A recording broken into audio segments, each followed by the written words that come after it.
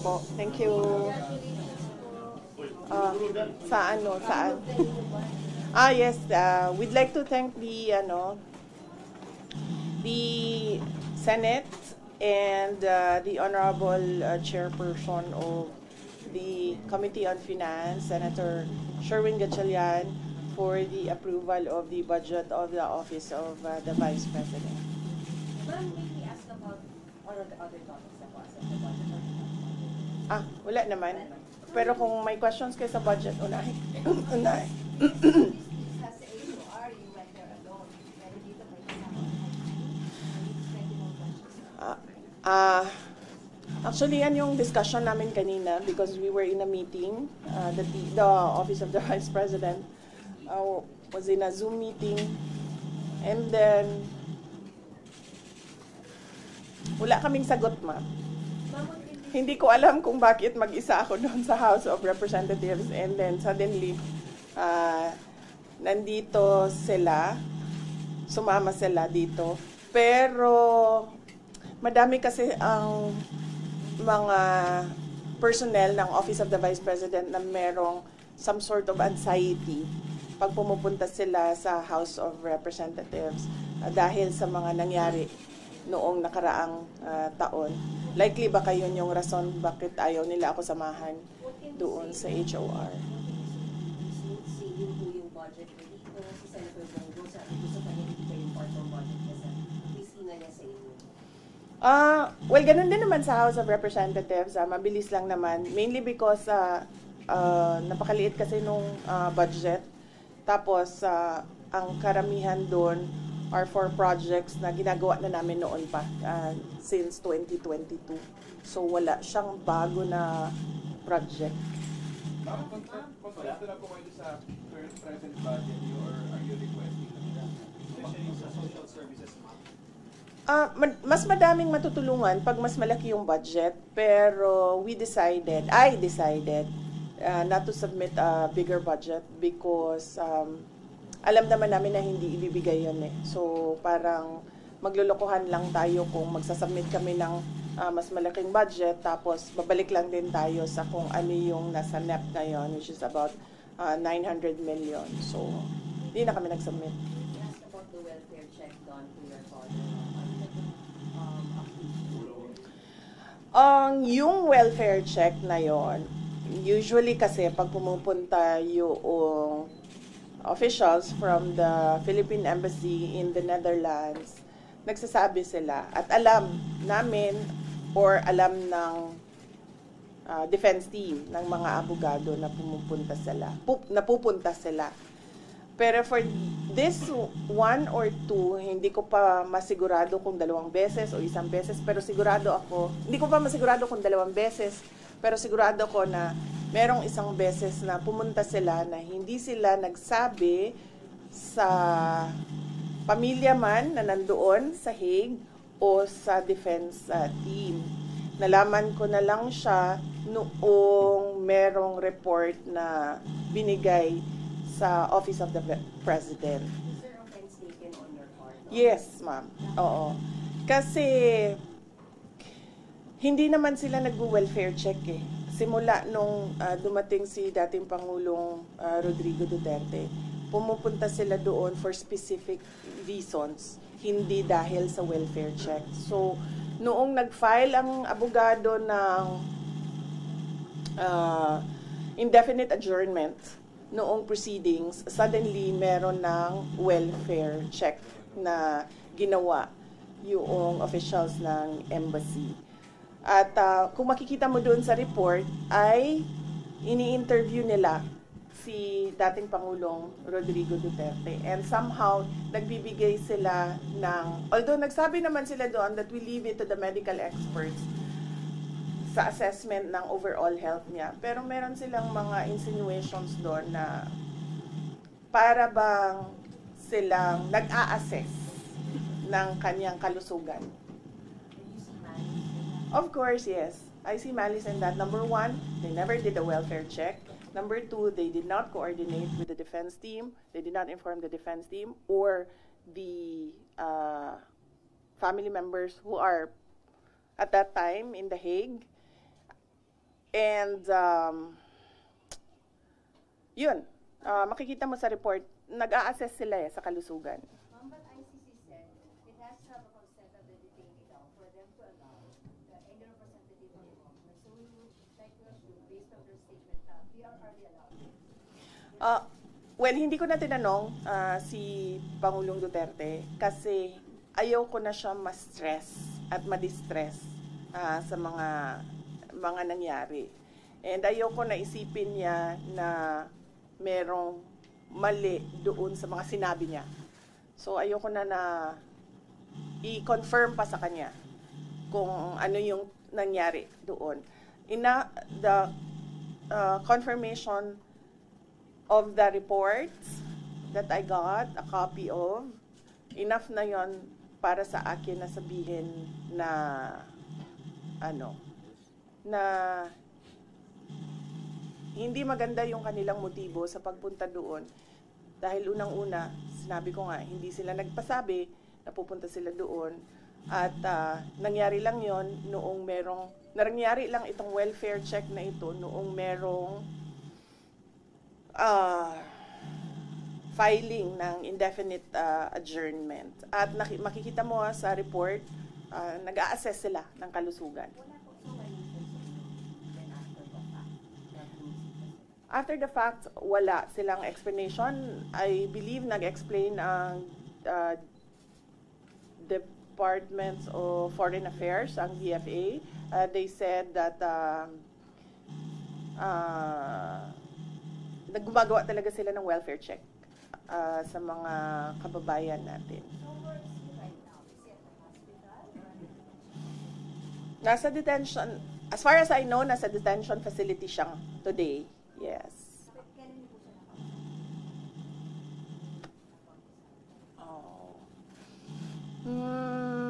Kailan ba siya? Friday to Friday siya sa akin eh. Friday of last week. No, Friday of last week siya. Kung siya huling ang nakakausap niya araw-araw si Kitty, si Veronica. But earlier today, Veronica messaged me telling me that she's busy today with her examinations. So can I take the call of President Duterte? So I expect him to call this afternoon around between 11 a.m. to 1 p.m. in The Hague. How was the health condition po ni Pangulo? Is he well, unwell? We will soon know because I believe and I expect the court to litigate the submissions, the petitions of the defense. The health condition po of their father? Oo. Like ngayon, today, hindi ko pa alam. Hindi ko siya nakausap today. Last Friday, ano mga ba yung pinag-usapan namin? Nakalimutan ko na.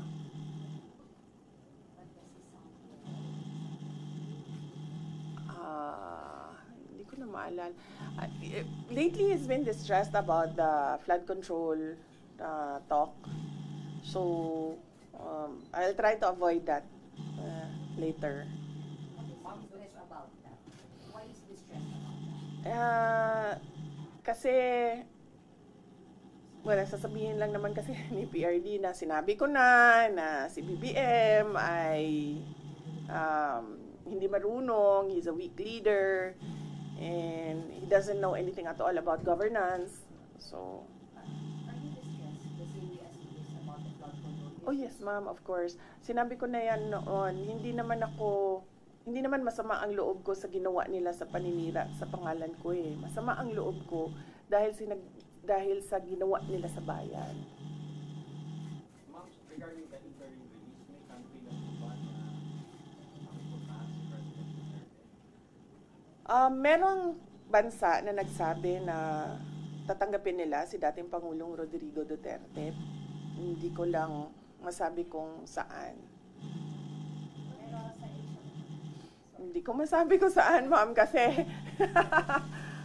hindi ko masabi. Ma'am, your reaction lang dun sa mga lumalabas sa Senate hearings, allegations of bags of money being delivered mo kila Congressman Zaldico, Congressman Romualdez. Mm-mm. Any reaction on that? Billions of Well, matagal naman matagal naman namin na alam 'yan dahil matagal naman na 'yan pinag-uusapan.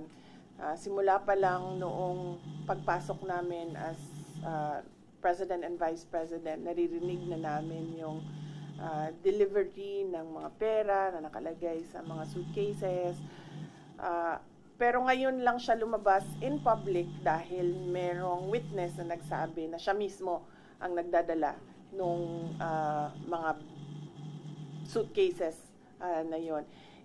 Hindi siya odd for Martin Romualdez because he was already involved in heavy luggages doon sa Okada case. Kung maalala ninyo, doon sa State of Delaware case sa Amerika, nabanggit na yung pangalan niya doon at nabanggit na rin yung pangalan niya doon na tumatanggap ng pera na nakalagay sa luggages. So, ganun talaga yung modus nila. Hindi na ako nagulat, ma'am. Kasi nababalita naman na yan noon. Hindi lang natin napag-usapan in public kasi at noon, panahon na yon, walang magsasabi na nakita ko, ginawa ko, first hand kung ano yung nangyari. Di tulad ngayon na meron talagang isang tao na nagsabi na kung ano yung sistema, ano yung ginawa nila, at paano nila ginagawa yun. Last Friday daw, his brother, Sir Bong, was not allowed to visit him as the No, I have to clarify that. No, that is not true. I made a mistake kasi so hindi lang siya sa flood control. Baka kasi yung tao na nagtrabaho ng basura, flood control yung pera na tinatransport nila. Pero marami pang iba pang mga sources ng corruption na dinideliver.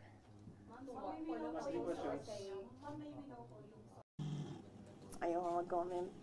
Huwag na lang, sir. No comment.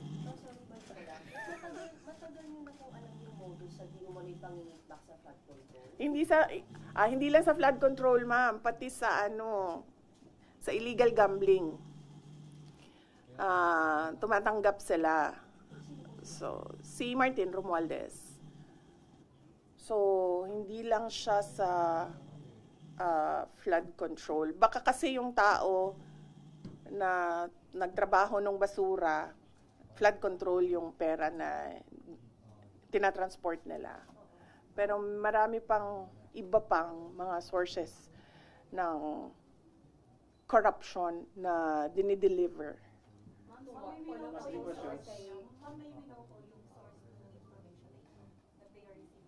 Yung mga ayoko sabihin kasi tatanggalin nila, pag sinabi ko tatanggalin nila yung tao, wala na tayong From his office? Pero hindi po ba, oh yes. From his office? Ba dapat lumabas ngayon para makasuhan sila?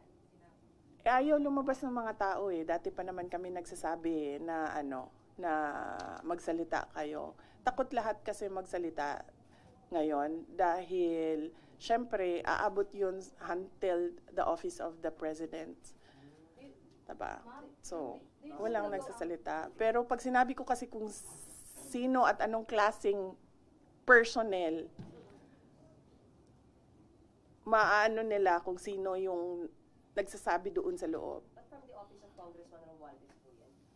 Oh yes. Ito din yung mga tao na nagsasabi sa akin na na aatake sila sa confidential funds. Ito din yung reason kung bakit hindi na namin ginamit yung confidential funds on the third and fourth quarter. Third and fourth quarter noong 2023 kasi sinabihan na kami na pinagmimitingan sa loob. But do you think the government is still stable? No. Ma'am, no. Our institutions are clearly abused. They are used for personal gain. They are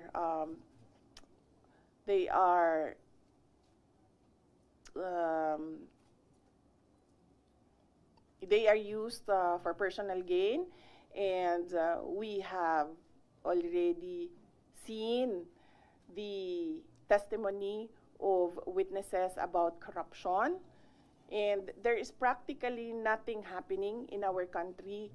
Ilang ulit ko na yan sinasabi noon na tigilan yung politika, tigilan yung pansariling pag-una ng pansariling interes kasi walang nangyayari sa ating bansa. Meron ba kayong nakikita at all na project na nakatulong sa ating bayan? Wala. In fact, we ran on the platform of unity and continuity. Ang expectation noon is that there will be continuity on the projects like the build projects of the former administration at yung mga iba pa na nasimulan ni dating Pangulong Rodrigo Duterte, pero wala naman tayong nakita. Last question. Ma'am, do you think nagsiserve as an instrument lang sina Congressman Romualdez? Hanggang ano pa ako dito? Hanggang alauna pa ako dito, JC. Ay, sir. Do you think nagsiserve as an instrument sina Congressman Romualdez at may kumpasito ni President Bongbong Marcos? Example na lang, noong budget, example na lang ng budget natin. Yung budget natin, ang huling pumipirma dyan, ang Pangulo. Para siya maging batas, para yan ma-operationalize, para natin ma-implement yung batas na yan, kailangan yan ng pirma ng Pangulo. The fact na nagpirmahan sila ng budget na may mga blanco, ibig sabihin, hindi nila binasa or pinabayaan nila na merong mga ganun na blanco. You mentioned na hindi stable ang gobyerno. Sa tingin nyo, kumusta ang moral ng mga sundalos na yung mga nagkukwento na ba sa inyo na mababa ang moral nila? Hindi ko alam. Hindi ako makapagsalita sa moral ng mga sundalo. Siguro mabuti ba ang word na magsalita patungkol sa moral is sila na mismo ang magsabi. Mama-info kayo na si former Senator Trillanes, isa daw doon sa allegedly na pumasok sa ICC. Merong mga sinabi na ganon, pero hindi ko siya ma-confirm kasi hindi kami nakakakuha ng information sa loob ng detention unit. Nalaman ko na lang yung welfare check kasi dahil sa report na binigay sa Office of the President. So, bago nun, hindi namin alam yon na information mula sa detention unit. Nakukuha namin tulad nung dinala siya sa hospital dahil dahil nakita siya na walang malay sa sahig ng kanyang kwarto, nakuha namin yon sa hospital personnel. Hindi sa detention unit, hindi sa ICC. Hindi kaya nag-form by ICC? No, hindi kami hindi kami sinabihan kami na family members, hindi kami sinabihan na may insidente na ganun. Nakuha lang namin yon sa hospital personnel. Madami kasing Pilipino kahit saan ka pumunta, 'di ba, sa buong mundo. Kaya nga hindi makapagtago si Saldico kasi kahit saan ka pumunta, ang daming Pinoy. So yung hospital personnel nagsabi. When was this?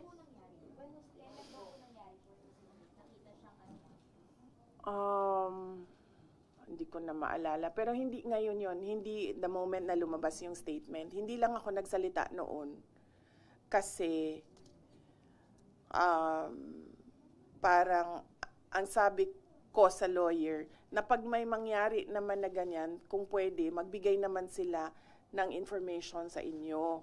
Kahit hindi na sa pamilya, kasi sa tingin nila, hindi dapat siguro bigyan ng, hindi ko alam kung anong rason nila, sabi ko kahit sa inyo man lang. And then, sinabi ng lawyer that we will work on this and make sure that this will not happen again.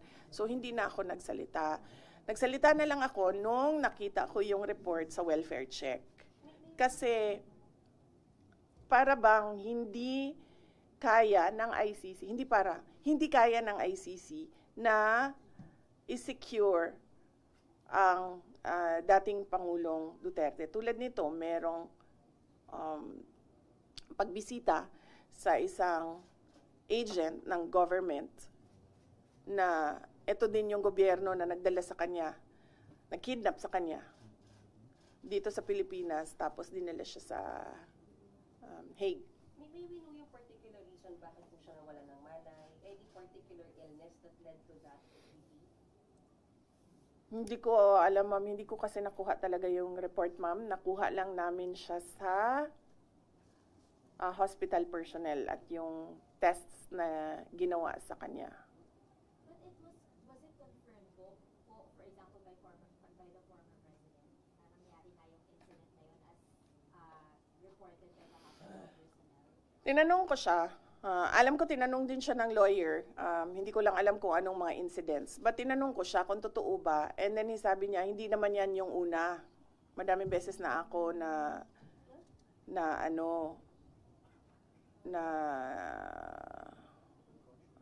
may ganyan. Natumba was his term. Oh. Is it alarming or? Yes, it's very alarming. That is why I released a statement stating that clearly the ICC do not have full control of the safety and security of the former president, because I believe, and the way I see it, he needs 24-hour caregiver, bedside care. So, yan din yung sinasabi ko sa kanila. Keeping him in without a trial date, without a date for confirmation of charges, it's just plain cruelty ba? Pinapahirapan nila yung tao. Nakadetain siya ng, para ba siyang kinulong ng hindi siya na-convict. Kaya sinasabi ko doon sa statement na for humanitarian purposes, they should give or they should allow the interim release of former President Duterte. Anyway, wala namang plano yung tao na lumayas. Nakita naman natin sa behavior ni dating Pangulong Duterte noon, hindi naman siya nagtitreten ng witnesses or ng mga complainants. And wala naman siyang balak bumalik as mayor ng Davao City, because sinasabi nga niya, wala naman ako doon, and that would be an injustice to the Davaoenos na meron silang mayor na wala doon. So, wala nang legal reason ba kung bakit hindi pa ibigay yung interim release? Nagkaroon ng rumor po dun sa malawakang protesta 2 weeks ago. Meron po bang nakipag-usap sa inyo for a possible change in leadership? Wala, ma'am. Wala sa akin. Baka sila lang gusto maging president. So, sa kanila na yan, ma'am. Ma'am, just to be clear, Hala, yung grabe maging si JC. ma'am, yung last incident na sinabi nyo regarding the health of the former president, alin ho ba yun? Nauna ba yun na nangyari before the welfare check, or the welfare check muna bago nangyari the last incident? Wala kasi sa akin ang timeline ngayon, sir. Wala sa akin ang timeline. So, hindi ko alam kung ano yung nauna. Yung welfare check o yung he was found unconscious on the floor, or ano. Wala sa akin yung timeline, sir. Ma'am, may choice kayo na sa mga countries na po pwedeng mag-host sa kanya sa interim release, will it be sa Europe or Asia? Ano bang preferred ng country? Kung ako, Davao City talaga. Davao City, Philippines. Kahit house arrest yan doon, kahit na gusto ng ICC na ilibing sa ilalim ng bunker yan, na yung house arrest niya, walang problema sa amin, gagawin namin yan. In fact, I think, mas makabuti pa nga kung ibigay na lang yung interim release na yan, because we can encourage him to cooperate sa mangyayari na trial kung meron man, or mangyayari na hearings kung meron man. And mahalaga sa amin yung word of honor namin, no, sa pamilya. So kung sinabi namin na papaniguraduhin namin na lahat ng hearing na sinabi ng ICC na umattend siya, papaniguraduhin namin na nandun siya at nag-attend siya. Grabe yun lang yun. Nakikita ko yung senyas mo kaya. Alam mo, may mata ako dito, JC. Dito, oh. Thank you, ma'am. Thank you. Thank you, Senator Media.